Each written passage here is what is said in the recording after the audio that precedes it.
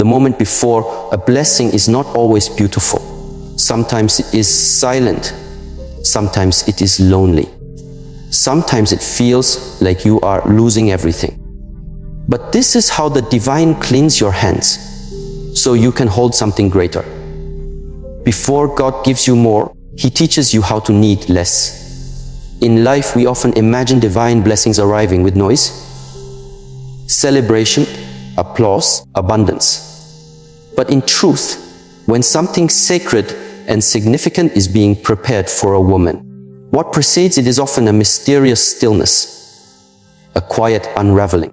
Not because she is being punished, but because she is being realigned. And the real sign: her response shifts. She no longer reacts the way she used to. Her nervous system begins to speak a new language, the language of trust. When God is about to bless a woman with something big, the first sign she may notice is an internal disturbance, a discomfort that shakes the core of her being. In this moment, everything she thought she knew about her life, her purpose, her roles, everything seems to be in flux. She might begin to feel restless, uncertain, and perhaps even overwhelmed. But it is in this disturbance, this internal discomfort, that the sacred preparation begins. It is not a punishment, not a random event.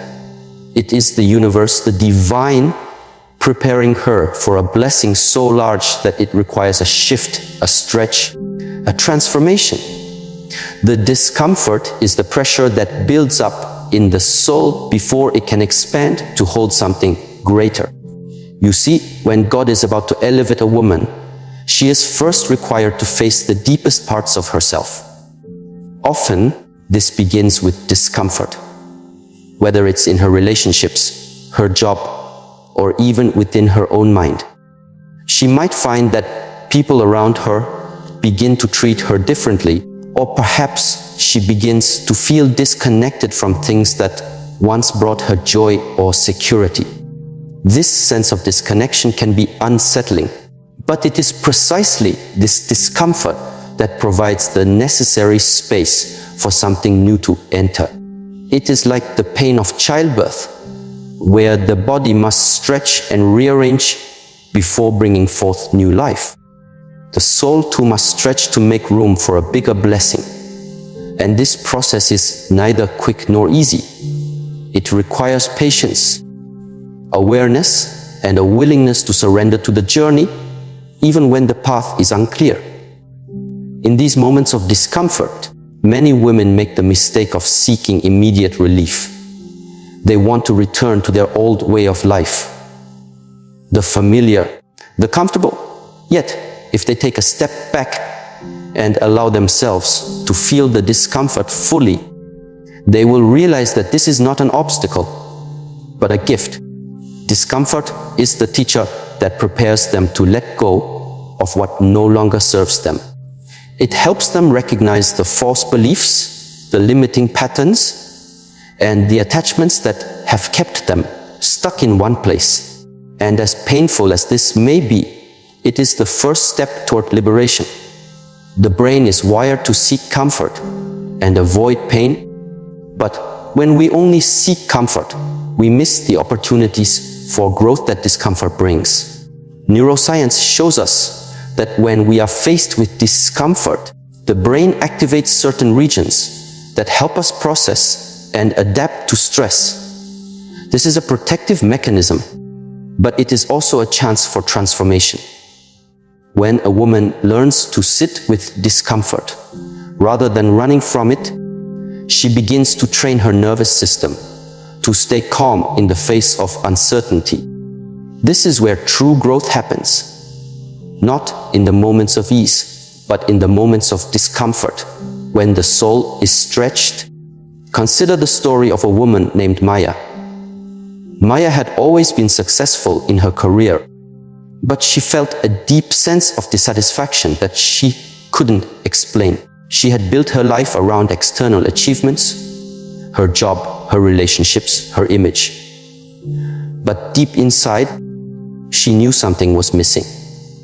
For months, She battled with this discomfort, trying to fill the void with more success, more validation, more things. But no matter how much she achieved, the discomfort remained. One day, Maya decided to step back and confront this feeling. She sat in stillness, allowing herself to feel the discomfort fully, without judgment. In that silence, she began to realize that her identity had become too tied to external validation. She had been clinging to the idea of success, but it was no longer serving her. It was a hard realization, but it was the first step toward a greater understanding of herself. Maya's journey didn't end with that realization, but that was the moment when she stopped running from discomfort and began to see it as a sign that her soul was being prepared for something new. She began to redefine her purpose, to find joy in things beyond external achievements. And as she did, the discomfort slowly transformed into clarity, peace, and alignment. This transformation didn't happen overnight, but it began the moment she allowed herself to face the discomfort and trust that it was part of a greater plan. As women, we often resist discomfort because we think it's a sign of failure or that we are doing something wrong. But discomfort is often the precursor to a breakthrough. It is the divine's way of making space for something bigger, something more aligned with our true essence. And it is through learning to sit with this discomfort, rather than running from it, that we prepare ourselves for the blessings that are on their way. The second sign that God is preparing a woman for a big blessing is the experience of detachment from what once defined her. This could be a job, a relationship, a routine, or even a way of thinking. At first, this may feel like loss. It may feel as if she is being stripped of everything familiar and secure. But in reality, it is not loss. It is a divine realignment. Detachment is not about giving up. It is about making space for something new to emerge. It is about surrendering what no longer serves her, so that she can make room for what is meant to come. Detachment can be one of the most challenging parts of the journey.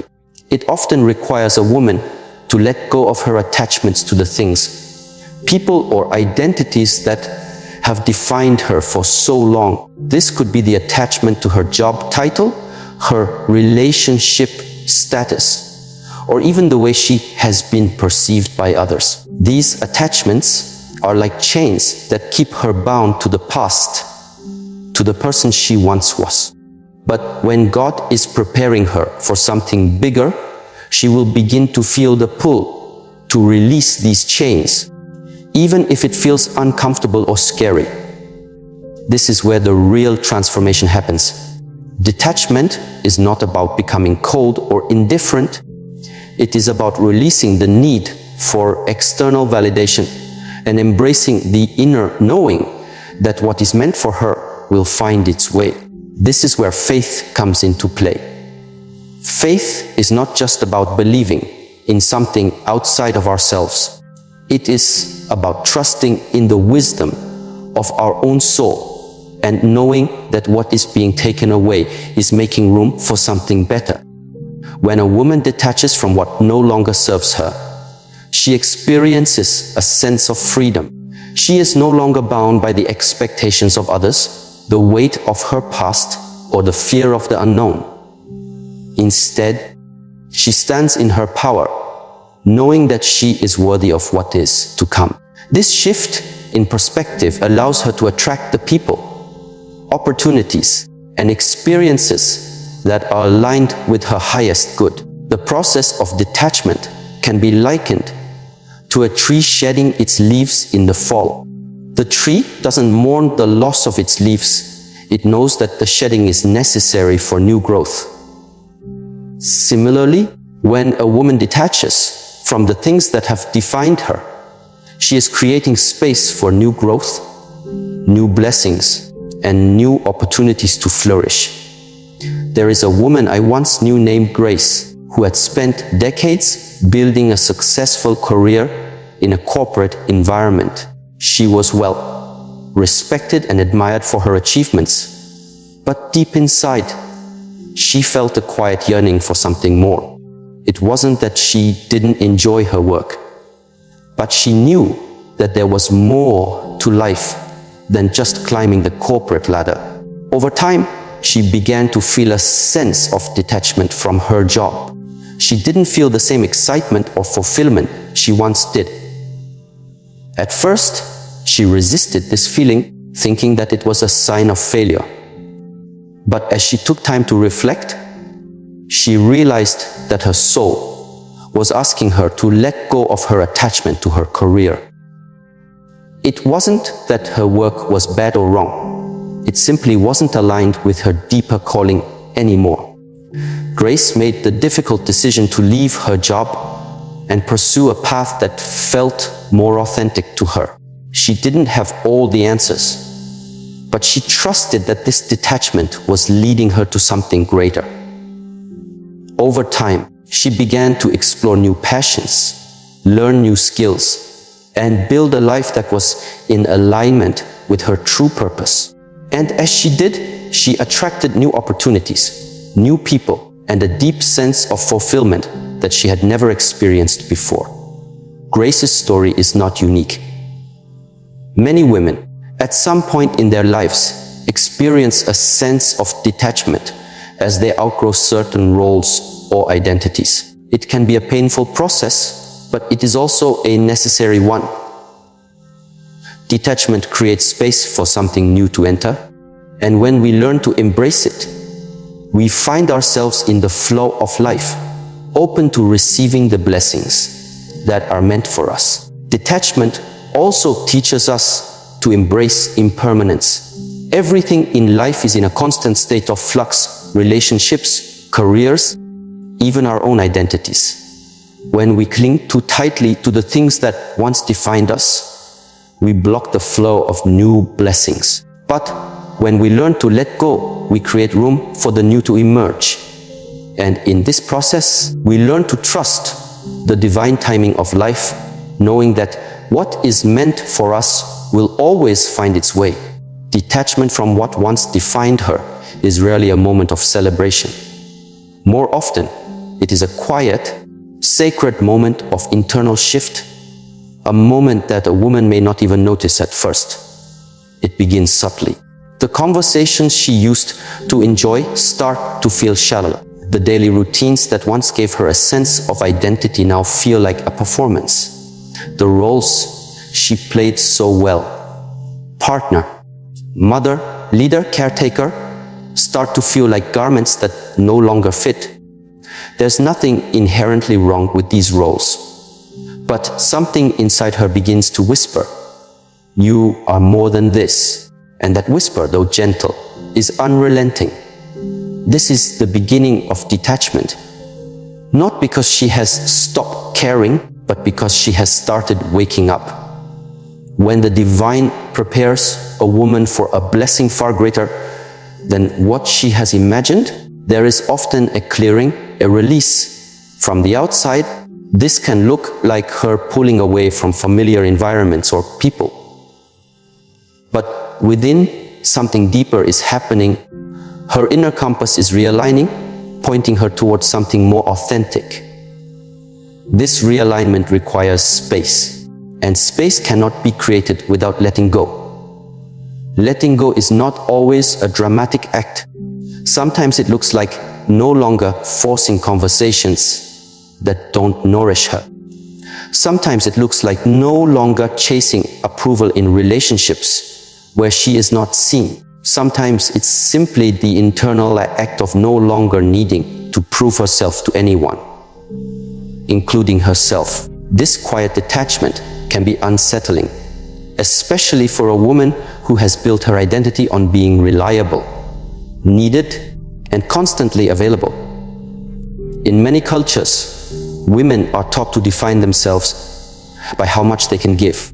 But at some point in her life, a woman who is destined for something sacred will begin to feel the weight of this. Not because giving is wrong, but because she realizes she has been giving from a place that is disconnected from her own truth. One morning, she may wake up and feel a sense of emptiness, not because her life is empty, but because her soul is asking for a deeper kind of nourishment. This is not a sign of failure. It is a sign of awakening. There's a Zen teaching that says, when the cup is full, stop pouring.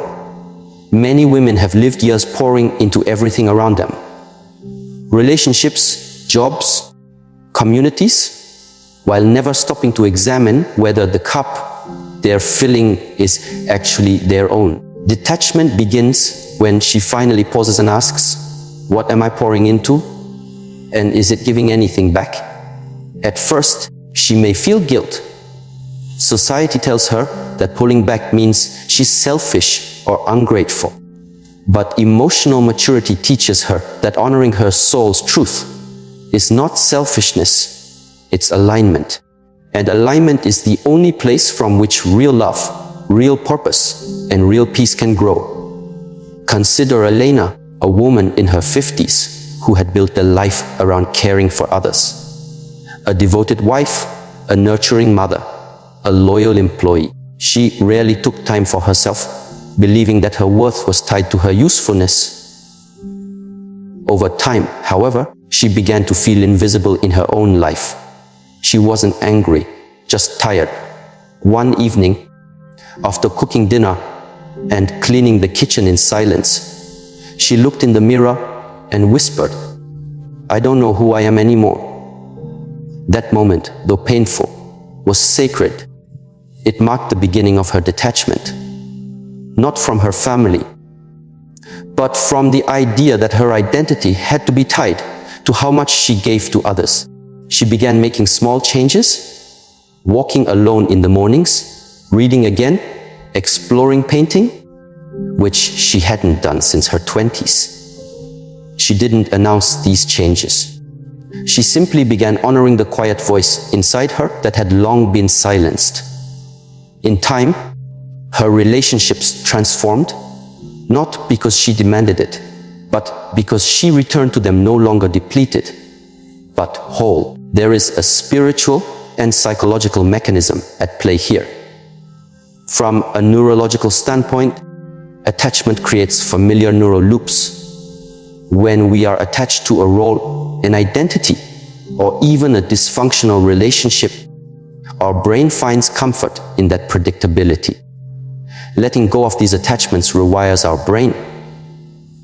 But the process can feel disorienting. The unfamiliar is always threatening to the mind, even if it is healing to the soul. However, this is where inner work meets outer transformation. When a woman begins to detach from what no longer aligns, she begins to build new neural patterns. Patterns that prioritize authenticity over approval, presence over performance, and connection over control. This process activates the brain's prefrontal cortex, responsible for insight, compassion, and long-term vision. In other words, detachment doesn't lead to emptiness. It leads to clarity. But to get to that clarity, she must pass through the discomfort of emptiness. This is the paradox. In order to receive more, she must first become less identified with what used to define her.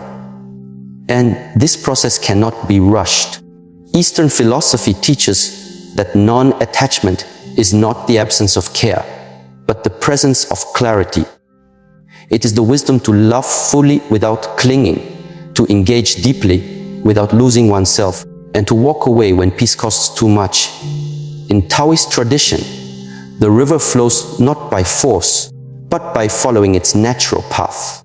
A woman aligned with divine timing understands that detachment is not resistance. It is flow. She no longer needs to chase or convince.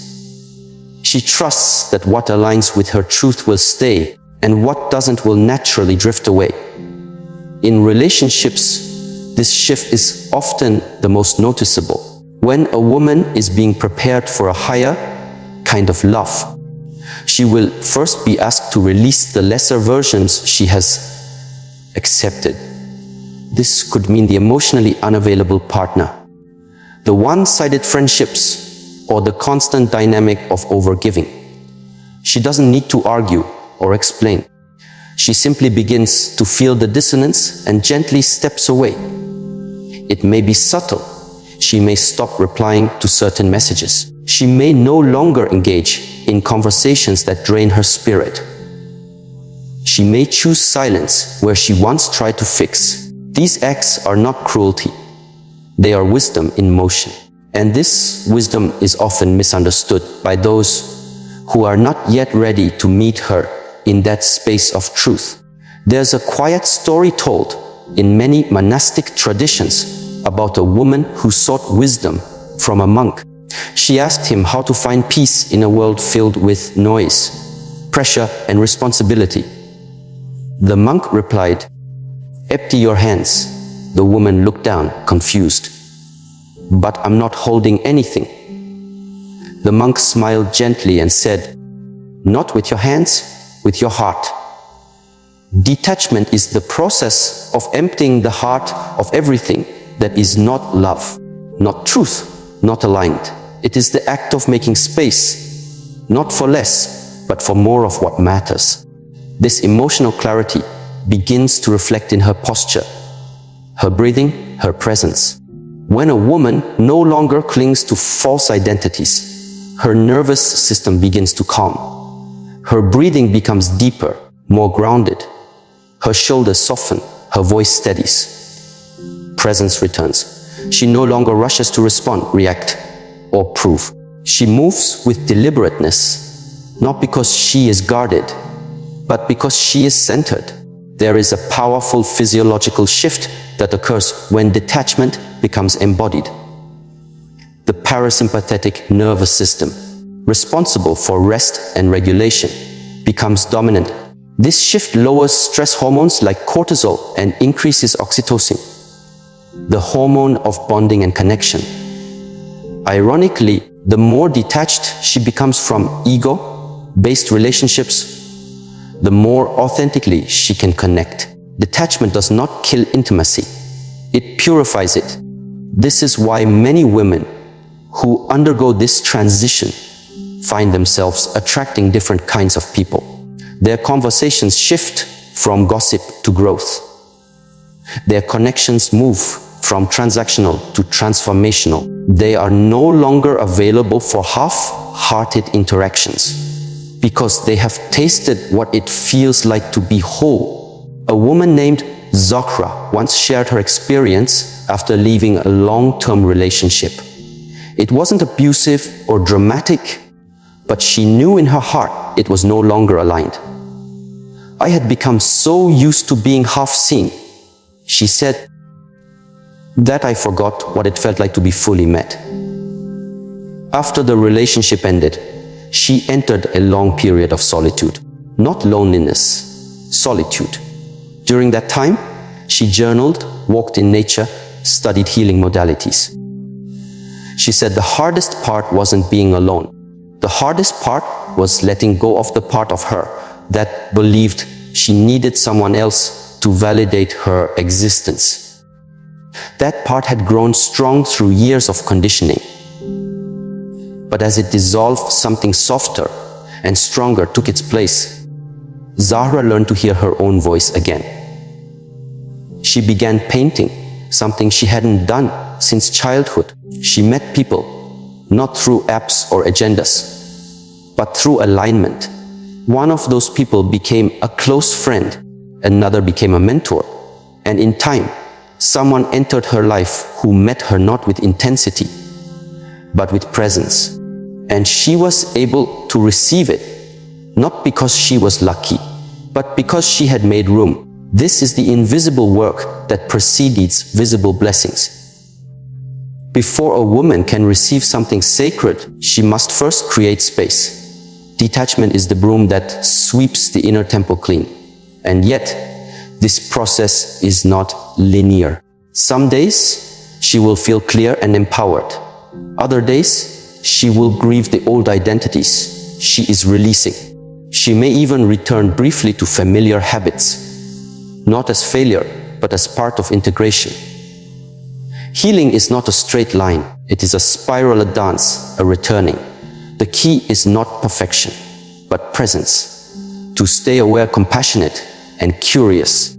To ask, is this choice coming from fear or from love? And when the answer is fear, to breathe deeply, to return to the body, and to choose differently. Mastery is not about being above pain. It is about knowing how to stay present through it. And detachment, at its core, is an act of mastery. It is the choice to trust the unseen, to honor the sacred timing of life, and to believe that what is meant for her will not require her to betray herself to receive it. In this space of quiet detachment, something begins to awaken, a sense of possibility, a sense of readiness, not for just anything, but for something true, something sacred, something that doesn't just match her preferences, but her purpose. This is the space where blessings begin to take form, not from effort, but from embodiment, not from desperation, but from devotion, not from clinging, but from clarity. When a woman begins to feel the pull towards solitude, not as an escape, but as a calling, something profound is unfolding beneath the surface. This solitude is not about isolation. It is about integration. It is the sacred space where noise fades and inner knowing begins to speak clearly. Many may misinterpret this season in her life. Friends may say she's withdrawing. Family may worry she's becoming too quiet, too different. But solitude, for the woman being prepared for a divine blessing, is not a step backward. It is a step inward. It is in this stillness that she begins to encounter herself not as the world has defined her, but as she truly is. Eastern wisdom often reminds us that the flower does not open until it is ready. In the same way, solitude becomes the quiet soil where readiness is cultivated. Not through striving, but through surrender. It is here that her inner garden is tended. Not with the hurried hands of ambition, but with the gentle presence of awareness. She begins to notice how much of her previous identity was shaped by the expectations of others. And she sees, perhaps for the first time, how little space she had left to discover who she was beneath all of it. There is a quiet story from the Zen tradition. A young woman asked her teacher, "How can I become wise?" The teacher replied, "Sit quietly, do nothing. Listen." The woman frowned. "That's it?" The teacher smiled gently. "Or till you can hear your own soul. How can you expect to hear the voice of wisdom?" This is the invitation solitude brings. Not just to be alone, but to listen. To hear what has long been drowned out by noise, obligations, and distractions. At first, solitude can feel uncomfortable. It exposes everything that business once concealed, the unresolved emotions, the patterns we inherited, the inner dialogue we have ignored. A woman who enters this space may feel unease at first, but discomfort is not a sign of something wrong. It is a sign that something real is coming to the surface. From a psychological perspective, the human mind often avoids stillness because stillness allows suppressed material to rise. But it is only when this material surfaces that true healing can begin. Neuroscience shows us that solitude activates areas of the brain associated with reflection, emotional regulation, and creativity. The default mode network, an area that lights up during introspection, becomes active when we are not externally stimulated. This network supports insight, memory processing, and self-referential thinking. In simpler terms, solitude gives the brain space to connect the dots, to understand who we are, why we feel what we feel, and what truly matters to us. This is why the woman being prepared for something divine does not fear solitude. She learns to meet it with reverence. She understands that it is not punishment, but preparation. It is in this space that she begins to develop emotional independence, the ability to feel her feelings without needing someone else to manage them. She learns to hold space for her sadness without sinking into it, to witness her joy without clinging to it, and to meet her fears without being ruled by them. This emotional independence is not hardness. It is not detachment in the cold sense. It is softness rooted in strength. It is the quiet confidence that says, even if no one understands me right now, I am still worthy. Even if I walk this path alone for a while, I am still held. From a relational perspective, solitude refines her standards. She begins to see the difference between companionship and codependency, between love and attachment. She no longer seeks validation in empty conversations or shallow connections.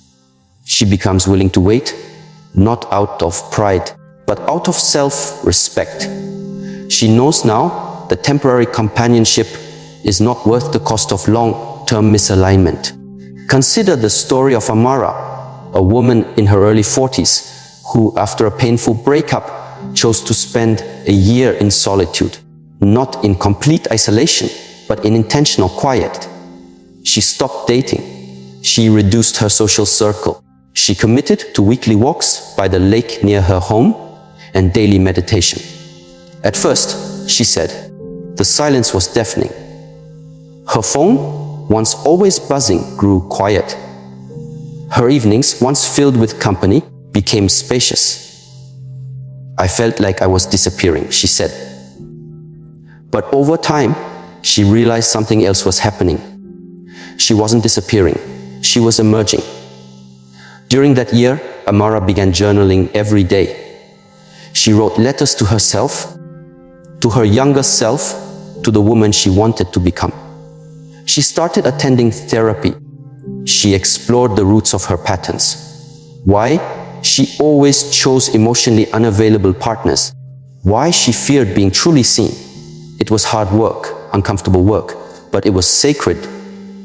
By the end of that year, she said, I no longer need someone else to fill the silence. I've learned to trust what it's teaching me. Solitude, when embraced with intention, becomes a teacher.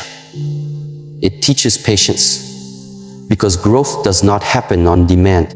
It teaches humility, because the ego's narratives begin to dissolve in quiet. And most importantly, it teaches discernment, because when the noise fades, truth becomes clearer. In Eastern practices, solitude is often seen as a form of spiritual discipline. Not because one must separate from the world, but because to engage the world with clarity, one must first disengage from illusion. Illusion here means the beliefs, roles, and attachments that cloud perception. When a woman sits alone long enough, the illusions begin to crumble. She starts to see where she has been compromising her truth to be accepted. She begins to see how often she gave away her energy just to avoid feeling lonely. And in that seeing, she begins to reclaim herself. In solitude, the body also begins to shift. The nervous system, often overstimulated by constant engagement, begins to regulate. Heart rate stabilizes. Breathing deepens. The mind becomes less reactive. Presence becomes natural rather than forced. This physiological calm translates into emotional clarity. She can now distinguish between a reaction and a response, between fear and intuition. And this clarity is what prepares her for what is coming. There is a sacred irony here. The very solitude that others may fear is what makes her magnetic. Not in a superficial way, but in an energetic way. She becomes a woman whose presence soothes. She listens more deeply, speaks more truthfully, moves more intentionally. She no longer needs to prove anything. her stillness becomes her power. This is the kind of woman who enters a room and changes it without saying a word. Not because of what she's wearing or how she looks, but because of how she's being. There is peace in her eyes, groundedness in her posture, integrity in her voice. And others feel it, even if they can't name it. From a relationship perspective, solitude has taught her what she will and will not accept. She is no longer impressed by charm without character or attention without depth. She doesn't need grand gestures. She values quiet consistency. She doesn't chase. She attracts, not through manipulation, but through magnetism. And that magnetism comes not from trying to be loved, but from being fully herself. She is not desperate. She is discerning. She is not closed off. She is cautious, with good reason. She has learned, perhaps through heartbreak, that not every hand that reaches for her is meant to hold her. And she is no longer afraid to walk alone, if it means protecting her peace. This doesn't make her cold. It makes her clear. Clarity is what solitude gives, and clarity is the greatest gift a woman can carry into any relationship. Because with clarity, she does not confuse chemistry for compatibility. She does not mistake intensity for intimacy. She knows the difference between a connection that expands her and one that diminishes her. She knows how to listen to her body, how it tightens or relaxes in someone's presence. She knows when her energy rises and when it dims. She becomes fluent in the language of intuition. And intuition is always sharpened in silence. There's an old proverb that says, "In the silence of the heart, God speaks." This is what solitude reveals, that we are not alone in the way we fear. That within the quiet, there is a presence. Call it God, call it source, call it inner wisdom. But it is real. And once a woman touches it, she cannot go back to pretending. She needs external validation to feel whole. She begins to see that the partner she desires must be able to meet her in that same depth. Not because she demands it, but because she has become it. She does not ask for what she is not willing to embody. And this makes her rare. Not perfect, but rare. Because in a world that often rewards performance, she has chosen presence. In a world that encourages noise, she has chosen stillness. In a world that praises business, she has chosen intentionality. She is not waiting. She is preparing. She is not longing, she is aligning. And when she finally does open her heart again, it will not be out of loneliness. It will be from fullness. Her love will not be given out of need, but out of overflow. And that kind of love is powerful. It is not possessive. It is not fragile. It does not fear silence, because it was born in silence. A man who meets her in this space will not be intimidated by her depth. He will recognize it, because he has met himself in his own solitude. Their connection will not be a distraction from themselves, but a deepening into themselves. They will not complete each other. They will complement each other. Two whole beings walking side by side. Solitude is the furnace in which this kind of woman is forged. Not because she has rejected the world, but because she has embraced her own. And now she walks not with arrogance, but with assurance. Not seeking approval, but seeking alignment. Not looking for completion, but for companionship that honors the completeness she has already found. This is what it means to be prepared, not just for a relationship, but for a blessing. A blessing that will not pull her out of herself, but will meet her exactly where she is, whole, aware, and ready. When a woman starts to feel increasingly drawn to her body, not as an object to perfect or a project to fix, but as a temple to listen to, it is often a sign that something profound is awakening. This shift is subtle, but unmistakable.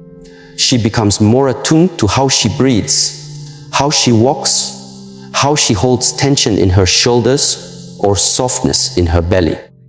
Her body becomes not just a carrier of her life, but the messenger of her spirit. She may not yet understand why she suddenly craves deeper rest, cleaner foods, more movement, or moments of stillness, but the longing is not random. It is intelligence rising from within. It is preparation. Physiologically, the body stores memory. This is not metaphor, but science. Every experience, every emotional imprint, every unspoken word and unlived truth is recorded not just in the mind, but in the fascia, muscles, nervous system. Somatic psychology teaches us that unresolved emotional pain often manifests physically: tight hips from suppressed grief, clenched jaws from years of silence, shallow breathing from long-held anxiety. And so, when a woman begins to turn her attention inward and becomes curious about her body's signals, she is not being self-indulgent. She is becoming self-aware. This journey toward embodiment is sacred. In many Eastern traditions, the body is not seen as separate from spiritual practice, but as the very vessel through which it unfolds. Mastery of the self is not achieved by transcending the body, but by becoming fully present in it. In Taoist philosophy, the body is the garden where the energy of heaven and earth meet, and to live in disharmony with the body is to create misalignment, not only physically, but emotionally and relationally as well. When a woman starts waking up with the urge to stretch rather than scroll, to sit in silence rather than consume, to nourish rather than numb, it is her nervous system asking for regulation. It is her intuition whispering that her future will require a level of presence she cannot fake. Real love, real purpose, and real blessing do not land in a disembodied life. They require a grounded one, and grounding begins with presence in the body. Neuroscience now confirms that deep, conscious breathing and slow, mindful movement directly affect the vagus nerve, the main highway between the brain and the body that governs emotional regulation. Heart rate variability, digestion and immune response. In moments of stress or threat, the body tightens, the breath becomes shallow, the mind becomes hyper-vigilant. But with intentional breath work, a walk in nature, a slow yoga flow, or even placing a hand over the heart and offering conscious attention, the parasympathetic nervous system activates, signaling safety, connection, and receptivity. This physiological shift is not only healing, it is magnetic. A woman who lives in her body sends out a different signal. She radiates closer energy, feels safe. She does not speak from tension, but from tone.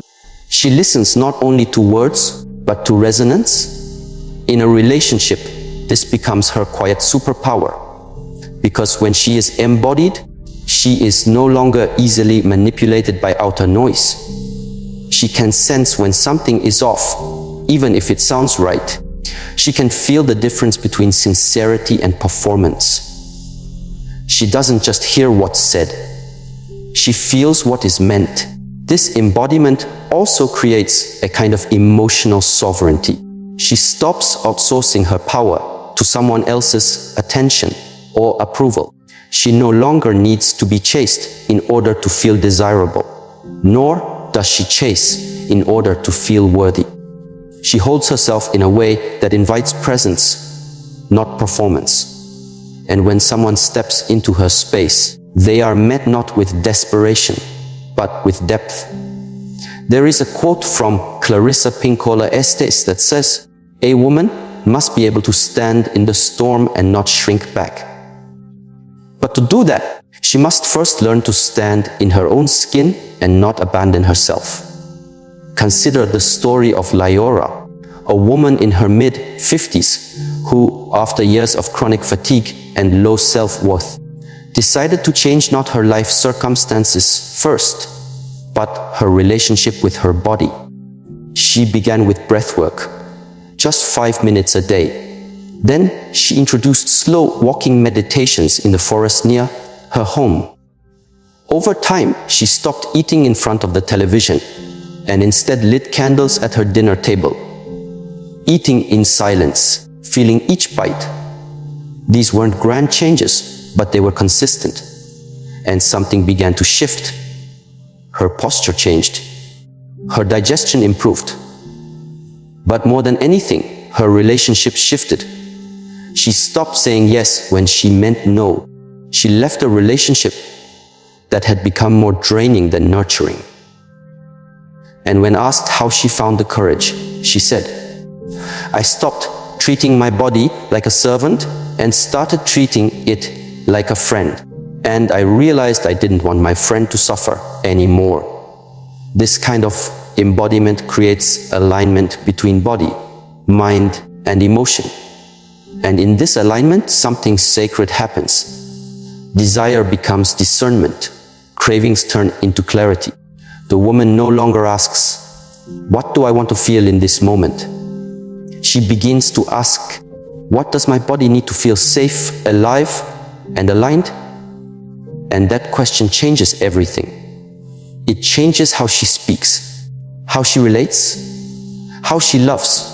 In relationships, embodiment is a form of presence that cannot be faked. A partner may forget what you said, but they will not forget how you made them feel in your presence. Embodiment allows a woman to slow down enough to respond instead of react. It allows her to feel the pulse of a moment and to act from grounded truth rather than wounded habit. It is what allows her to hold tension without collapsing, to communicate with clarity instead of confusion, to create space instead of drama. In the martial arts tradition, every movement begins with the breath. The body moves as one, and the master does not waste energy. Every gesture is efficient, intentional, clean.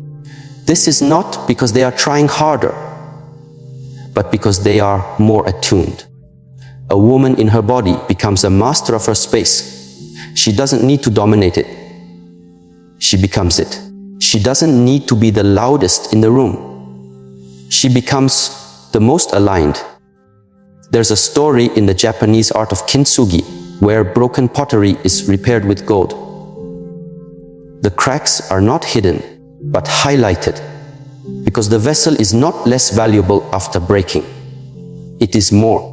This story reflects the journey of embodiment. Many women come into their bodies only after breaking, through illness, heartbreak, betrayal, or burnout. And yet, in listening to the body's whispers, then its cries, then finally its wisdom, they begin to heal. The gold in this case is, and awareness is what prepares her to receive what is sacred. Imagine a woman who once ignored her body's fatigue to keep everyone else comfortable, who once tolerated disrespect because she believed her worth came from being chosen, who once numbed her intuition because it made others uncomfortable. Now, that woman begins to breathe more deeply. She begins to feel the ground beneath her feet. She learns to soften her belly, to unclench her fists, to speak slowly, not out of fear, but out of reverence for her own nervous system. She realizes she cannot rush her way into peace. She must relax into it. And in that relaxation, she becomes more magnetic, not because of appearance, but because of energy. People feel different in her presence. They slow down, they listen more, they feel seen. This is not seduction, it is coherence. And coherence is healing. A coherent body becomes a tuning fork for truth. It does not betray itself for belonging.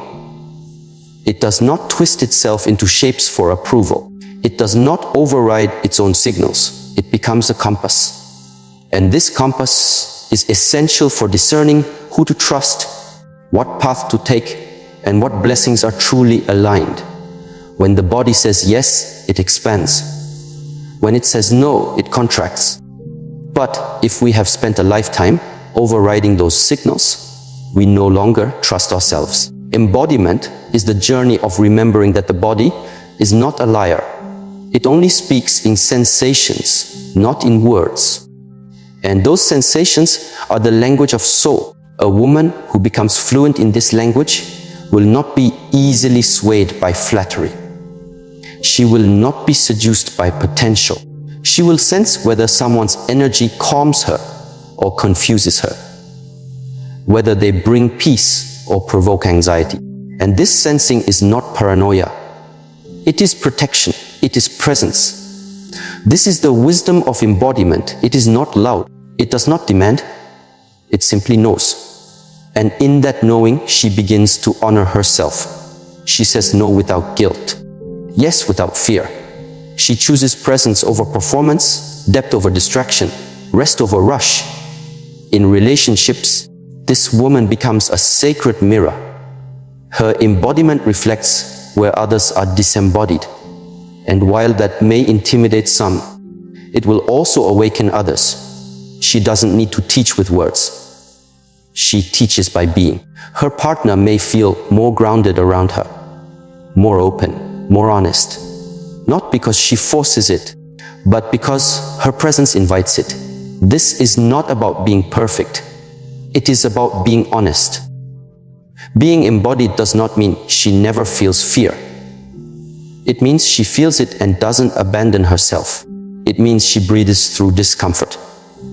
She moves with intention. She chooses the path of alignment, even when it's unfamiliar.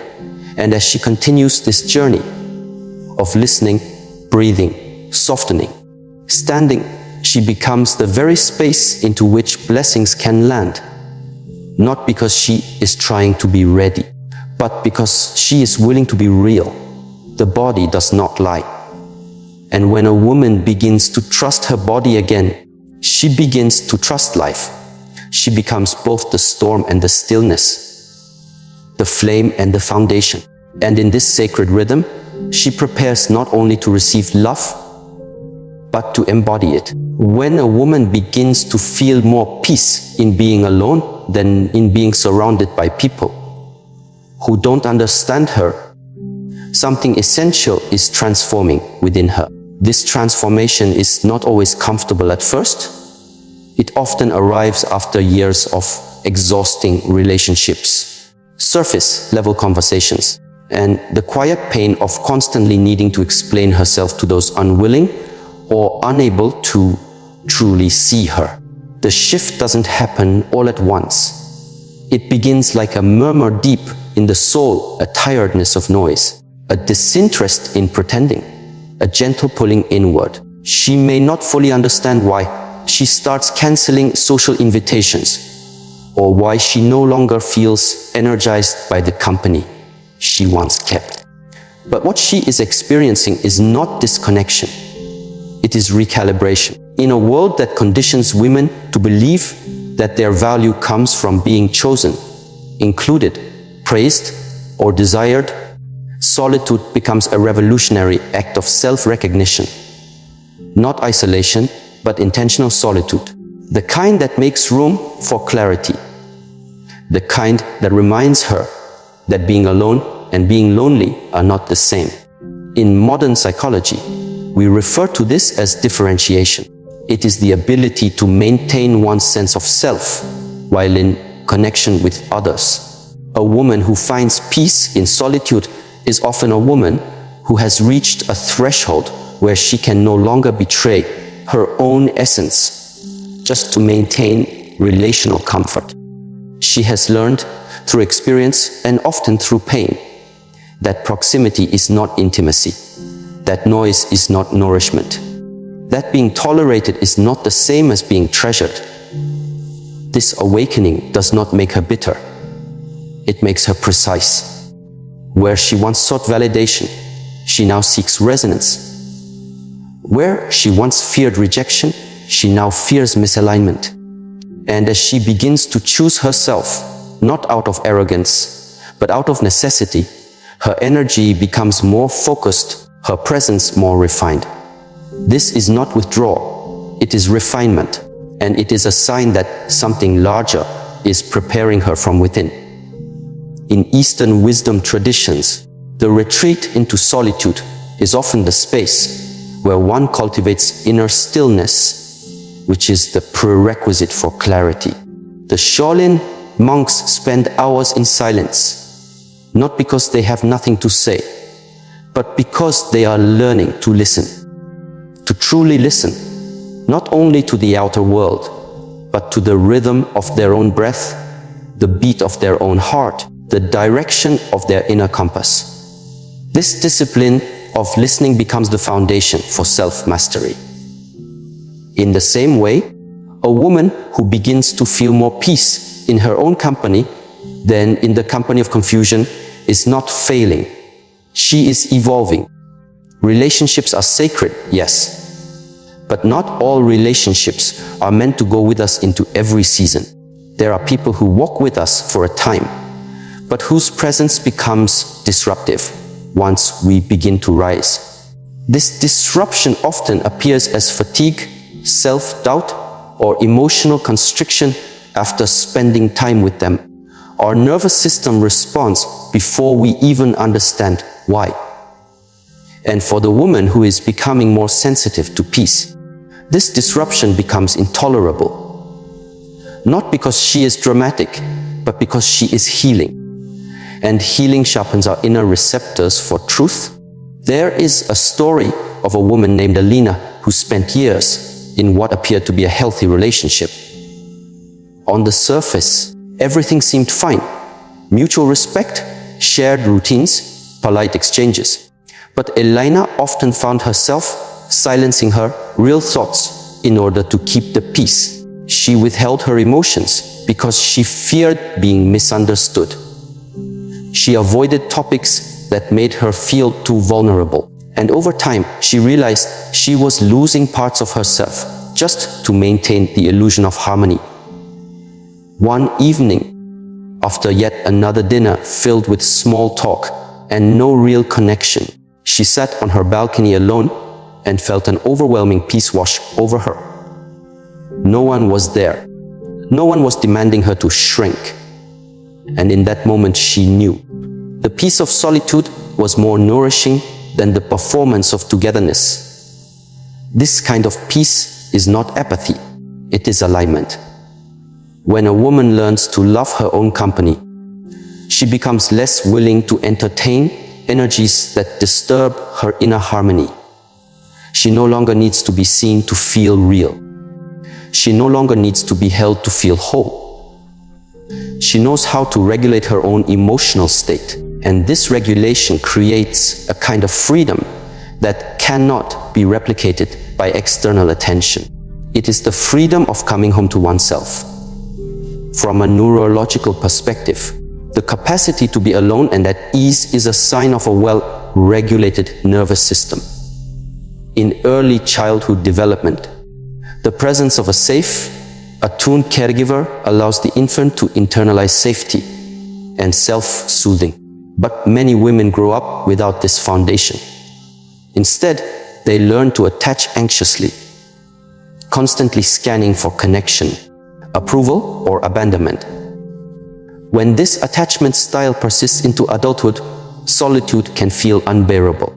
But as she begins to heal, often through therapy, meditation, or mindful embodiment, she develops what is called secure attachment to the self. She becomes her own safe space. This self-regulation, calming herself through breath, stillness, or body awareness, is not just a coping strategy. It is a powerful magnetism. Because in a relationship, emotional independence becomes the ground for emotional intimacy. A woman who can sit in silence without panic, who can process her emotions without exploding, who can express her needs without manipulation. She becomes a rare and stabilizing force.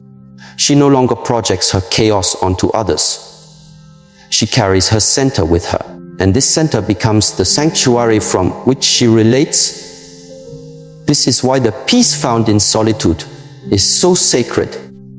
It is not the absence of relationship, but the preparation for sacred ones. Relationships formed from inner stillness are different. They are not based on urgency, fantasy, or filling a void. They are based on resonance, shared values, and mutual embodiment.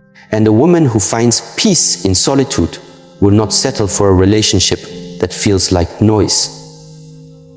There is a poem that says, "I sat with my soul until I fell in love with her."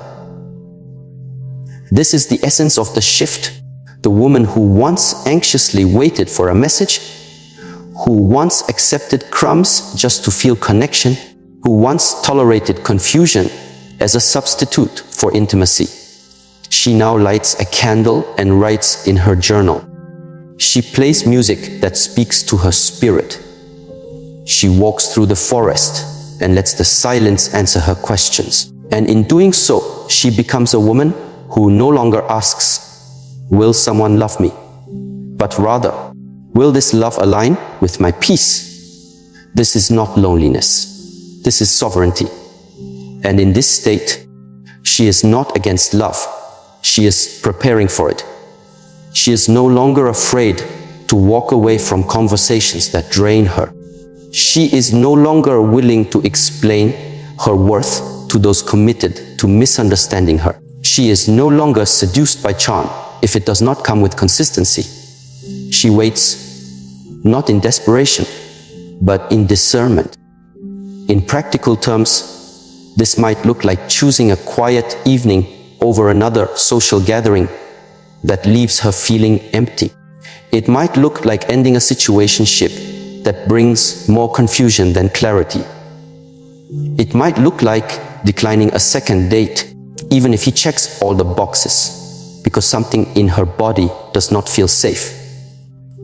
And in making these choices, she is not being picky.